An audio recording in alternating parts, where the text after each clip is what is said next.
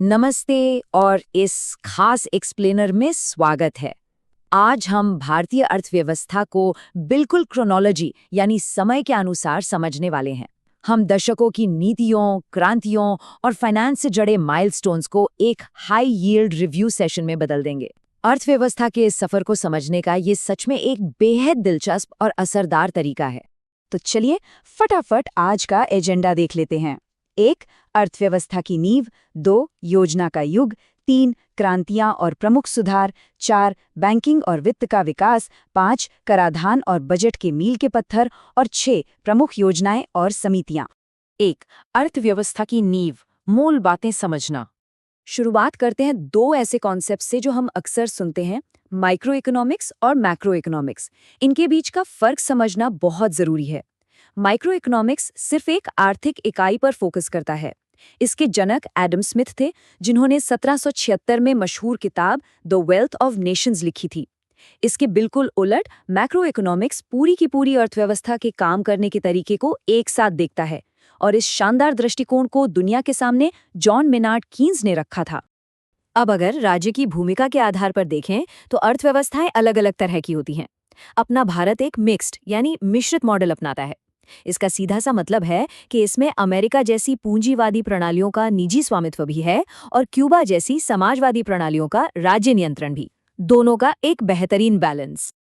अर्थव्यवस्था के काम करने के 3 मुख्य क्षेत्र होते हैं जो बिल्कुल साथ होने चाहिए।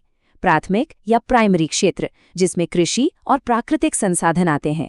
फिर आता है द्वितीयक या सेकेंडरी क्षेत्र, जो इन संसाधनों का इस्तेमाल करके मैन्युफैक्चरिंग करता है। और अंत में तृतीयक या टर्शियरी क्षेत्र, जो पूरी तरह से सर्विसेज पर टिका है, जैसे बैंकिंग, बीमा और ट्रांसपोर्ट। 2. योजना का युग, राष्ट्र का विकास।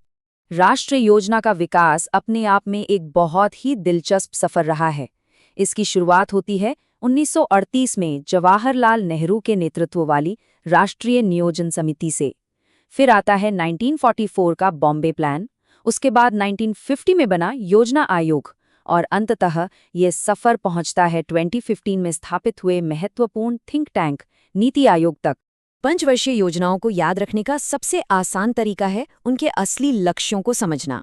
जैसे पहली योजना का पूरा फोकस कृषि पर था, जबकि दूसरी योजना में भारी उद्योगों की तरफ एक बहुत बड़ा कदम उठाया गया।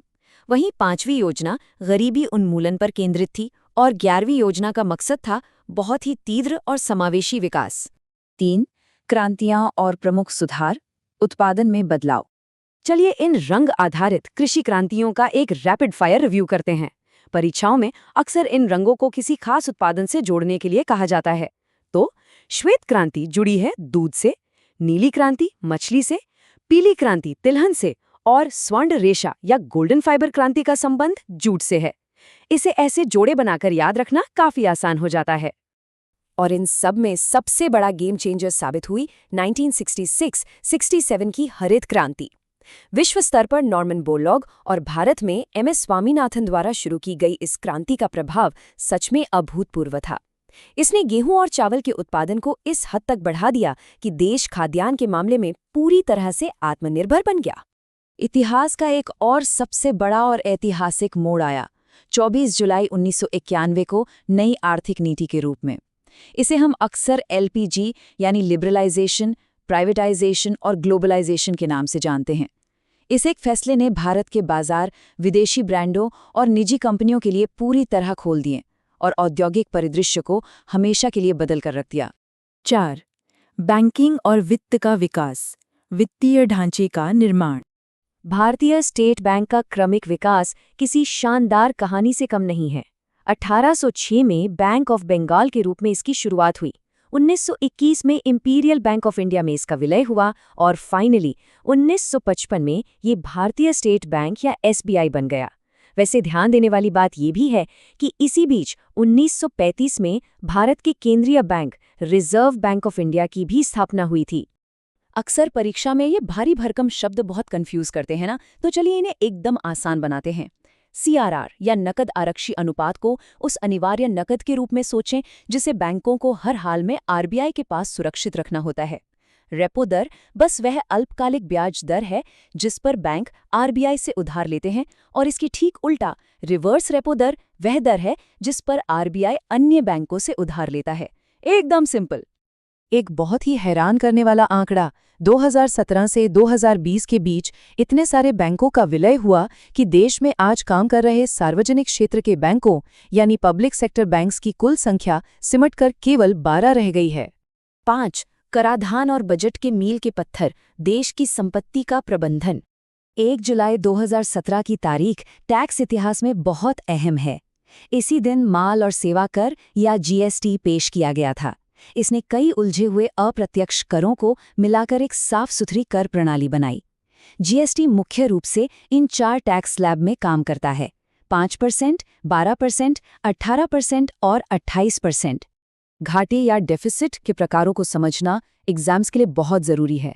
राजकोषीय घाटा तब निकलता है जब कुल व्यय में से राजस्व और गैर ऋण प्राप्तियों को घटा दिया जाता है। वहीं प्राथमिक घाटा बहुत ही सीधा है। यह राजकोषीय घाटे में से केवल ब्याज की अदायगी को घटाकर मिलता है। यह बताता है कि पुराने ऋणों के ब्याज को हटा दें तो आज सरकार का असली घाटा कितना है। बजट से जुड़े कुछ ऐतिहासिक फैक्ट्स काफी मजेदार हैं। क्या आप जानते हैं कि 1860 में पहला बजट ब्रिटिश अर्थशास्त्री जेम्स विल्सन ने पेश किया था?